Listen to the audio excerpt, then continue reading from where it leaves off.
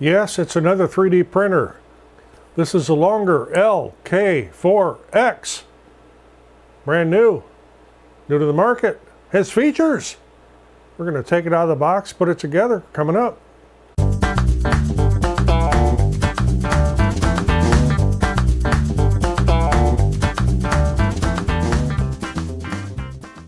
Hi, I'm Roger. Welcome to the loft above the shop. And as I mentioned at the beginning here, this is a new printer, a new model from Longer, the LK4-X. Not sure what the X stands for. We're going to find out. Up front, Longer did provide this to me to demonstrate and test, and that's exactly what I'm going to do. As you can see behind me, there are 4 Creality Ender 3 V2 printers. Longer LK5 Pro is over here in the corner. I've got my Tarantula Pro in the back room back there. Can you have too many 3D printers? I don't think so. And it's not uncommon for me to have all of these running at once. So if you watch any of my videos with the LK5 Pro back there in the corner, it's worked absolutely flawlessly, and it's a great machine. So we're going to see what the LK4-X is. So I'm going to get this thing out of the box. I'm not going to actually show the unboxing because I don't have enough space up here. Working up here because the shop is full of another project and I don't have room on my saw table. So we're going to do it up here. Well, I wasn't going to show the unboxing, but I do want to show part of this. The gantry here has a cable here that is already attached to the base. So they're going to have to come out together. It'd be nice if I had another hand here, but I don't. You're going to have to be careful doing that. It's one less thing to assemble and wire, but it's a little bit tricky trying to get this out of the foam. This is really well packed.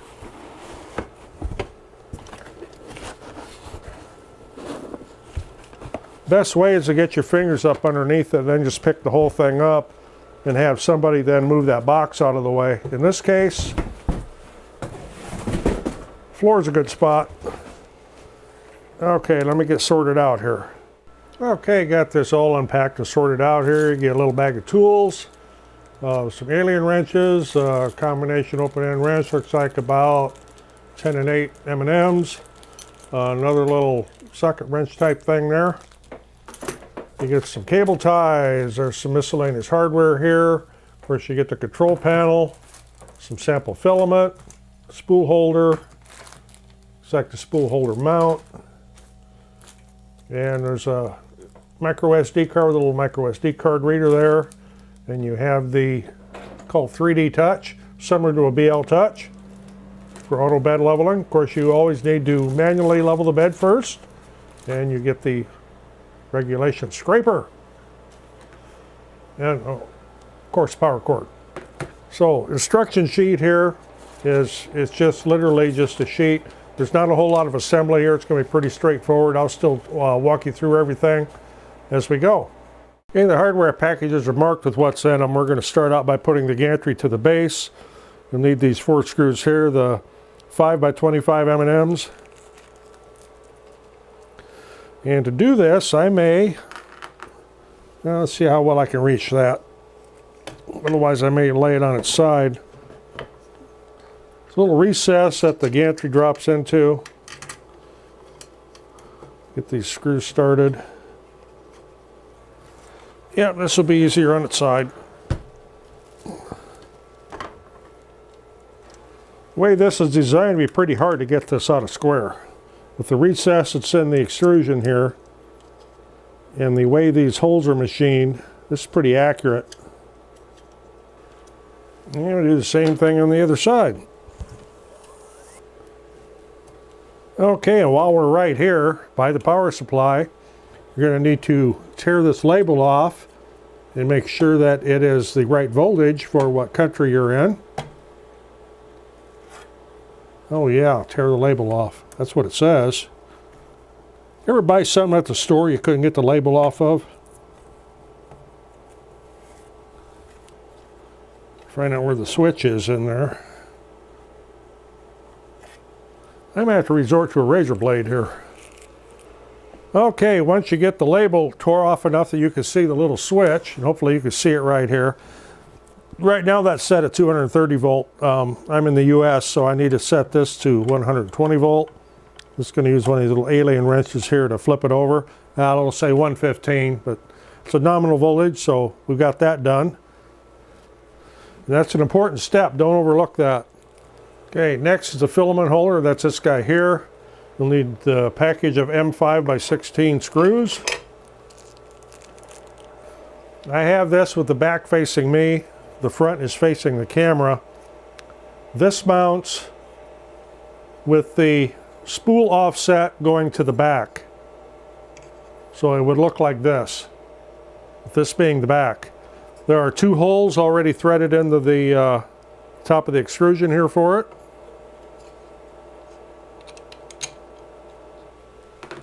Next is a filament sensor bracket.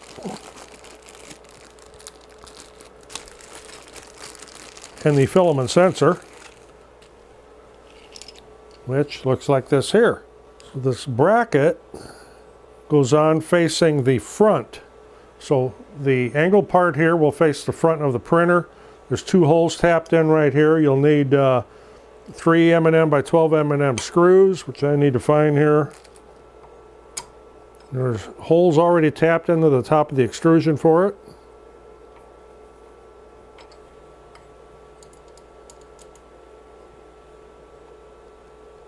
Okay, so next we'll be mounting the filament sensor onto the bracket. This is a filament sensor. This one happens to be missing a screw, but I have hardware. Maybe it's laying here somewhere. I just don't see it. There's a little nylock nut on the back. You'll need the little wrench that they send with this to hold that nut so that you can take the screw out. The point of that nut is that it does not vibrate loose.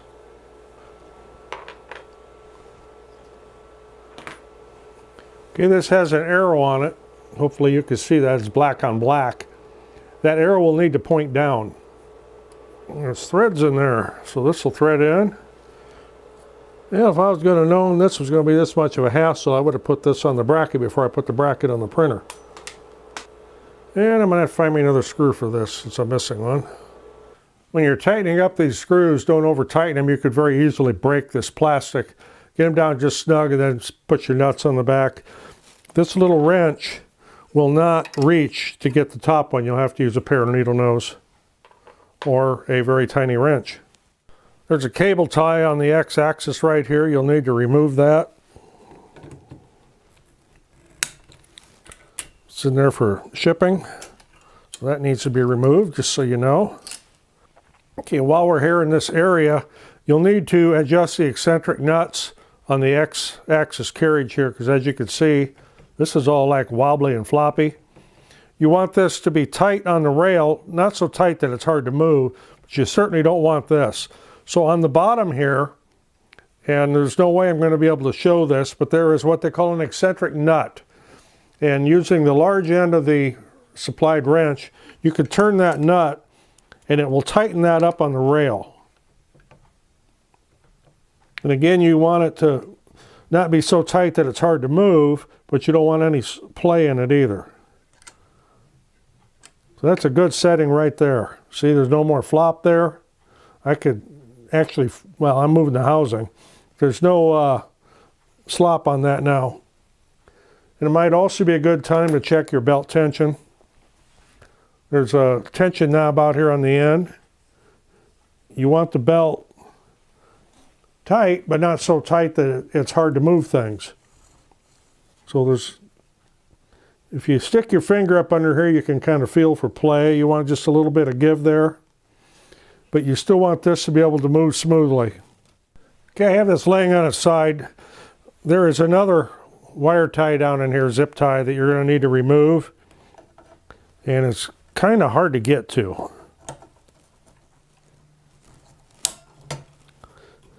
So you need to make sure you get that out of there.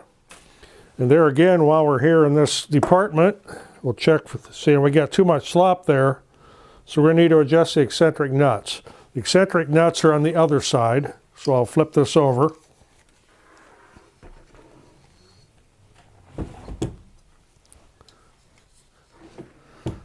They are down here, and I don't know if you could see that or not, but I'll try to get in here with a wrench so you can see that a little better. Right down in there is where I need to turn these nuts, and there's two of them. So you have to do a little experimenting here to get things. So there I've got the slop out of that. Slide smoothly. I'll move this back, check the belt tension. It's a little bit loose. Just tighten it up a little bit. Still make sure this moves smoothly, and it does. Okay, right here you'll see you have a cable. It goes onto the Z-axis limit. If I would have noticed that before I bolted the gantry down, I would have plugged it in first. That little tab will go towards the back, towards the extrusion. Now that I have this up on its side, I can see that better. Yeah, it plugs right in that way. Just a little bit fiddly to do. If you're watching this all the way through and you have not put the gantry on yet or assembled this, I suggest you plug that in while you're bolting the gantry to it. It'll make it a lot easier. Okay, before we power this up, we want to run this bed all the way down. It means turning all these little thumb screws clockwise. That way you're assured that the hot end will not hit the bed when we fire this up and go to do some manual leveling before we get into the auto stuff. I'm sure I'll be backing them out the other way, but it's better safe than sorry. Okay, another thing we need to check here is the Z-axis trolley here, and you should not be able to turn these screws or these wheels real easy. This one down here, I can just take my finger and spin it. That means that the eccentric's off a little bit. The eccentric nut is right here. Right there's a sweet spot. Yeah, I do want to take a wire tie or two here and neaten this up a little bit. Tie this back here and maybe tie this down to the extrusion there.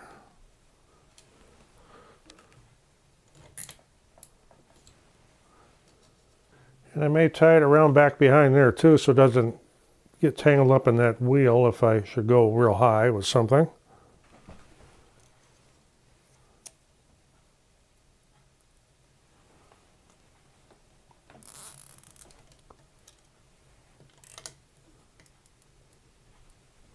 So our next step would be to power it up. I've got it plugged in. Even though the power cord's laying over here, I've got this plugged in because I've got a universal cord up here. We'll get power this up.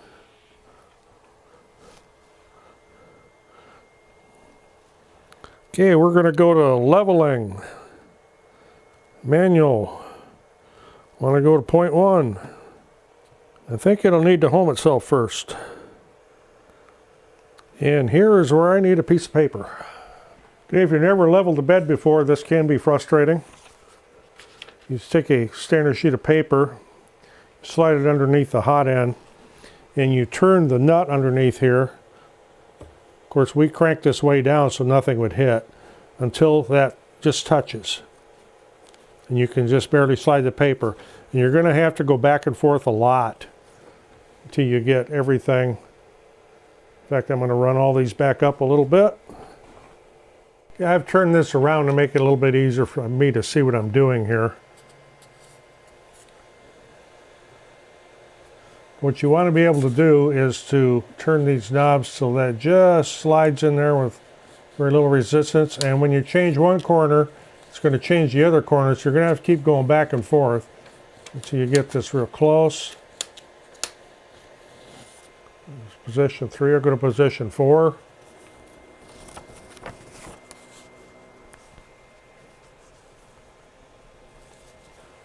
Position 5, which is in the middle.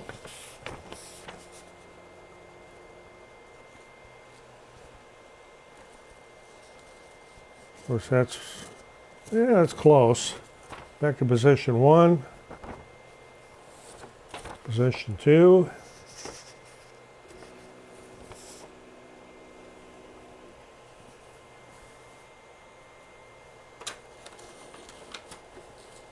Position 3. 4. As I said, you're going to have to keep going back and forth with this. And I won't bore you with me going back and forth, but you may have to do it 10 times before you get it down.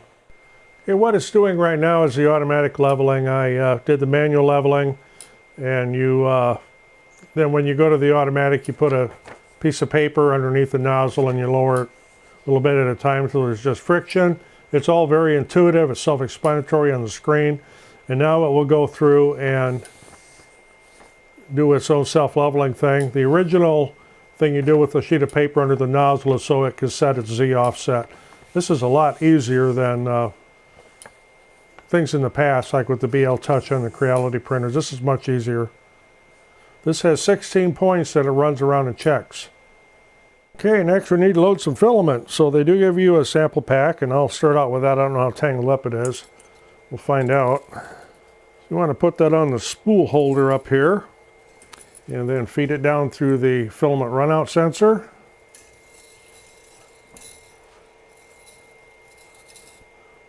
And then on the touch screen down here, icon that says filament, touch that, then you hit load. And the nozzle will need to heat up first. And while it's heating up, I'm going to get this started into the top of the extruder. This is direct drive.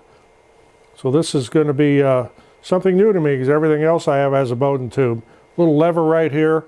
You push that over, it'll let you slip that filament through a little bit. And I'm just going to go a little ways until it gets heated up. And this gives you the temperature as it's heating. Hopefully there's not a bunch of glare on that, but maybe you can see that there a little better. It'll take it to 200°C. Then it'll automatically start to feed filament.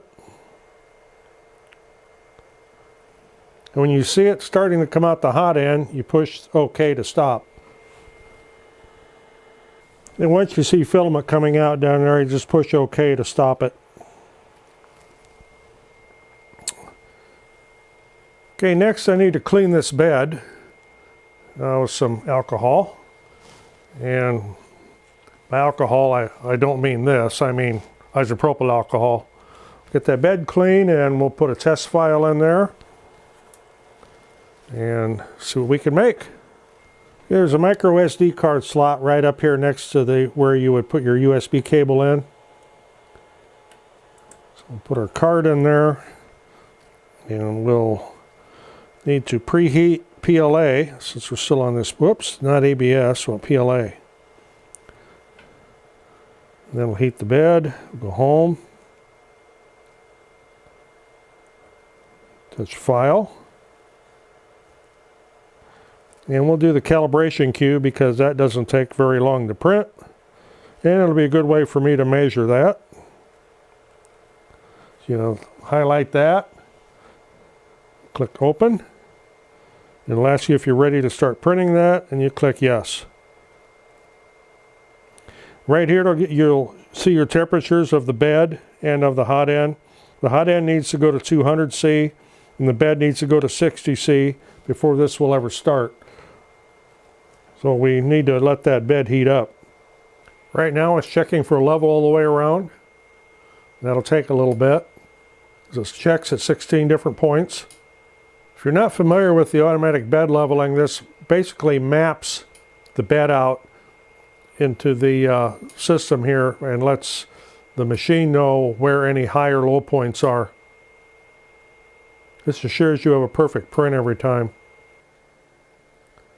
And if you're new to this, what it's doing right now is laying down a purge strip.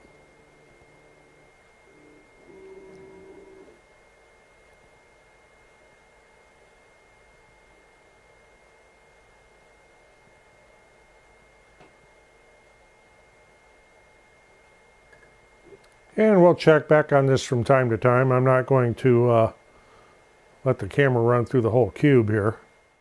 Okay, on the screen here you can monitor the progress of your project. We've got 22 minutes elapsed in this altogether. That includes the time it ran its leveling check, and we are at 19% complete on this little project here with this calibration cube. You can also monitor your temperatures up here for your bed and your nozzle.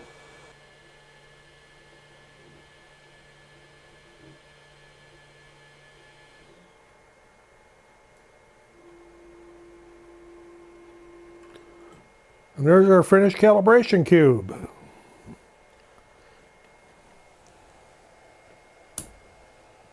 So we'll take this now and check it out. Okay, if you're not familiar with the calibration cube, it prints out a cube that should be 20 millimeters each way. It should be a perfect cube on the X, the Y, and the Z. So the way to check that, I'm going to use a digital caliper here. Turn that on. Zero it. Got it set for millimeters. So we'll start with X.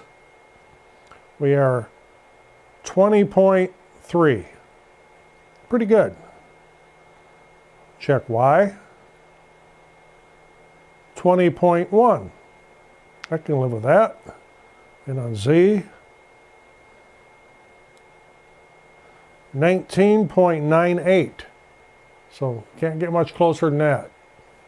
I've run these on all of my printers, and sometimes you need to do a little bit of calibration with steps, but this came out absolutely perfect. So as near perfect as I would want. I don't need to start splitting hairs or get down into hundredths of a millimeter. So good job. So there's the assembly and initial startup of the Longer LK4-X. It's got some features on it that a lot of other printers don't have. I especially like the direct drive. It's got a filament runout sensor. It's got a, I can't say a BL Touch because that's not the brand of it, but it has a touch function for auto bed leveling, and I like that. Overall, pleased with it so far. Coming up in the next video on this printer, we'll be setting it up in Cura. That's slicing software if you're not familiar with 3D printing yet. And I'll be putting a full spool of filament on there, and I'll actually be running some projects on this. And I'll show you a little bit more about the touch screen and how the unload and load function works for changing filament, which is really handy. My LK5 Pro has that over there in the corner, and I like that. So if you got anything out of this, appreciate getting a thumbs up. I know it probably got a little long, but a lot of little things to go over here if you're not familiar with 3D printers. So if you got anything out of this, appreciate getting a thumbs up. Always helps the channel. Roger in the loft above the shop. Longer LK4-X 3D printer. Thanks for watching. We'll see you in the next one.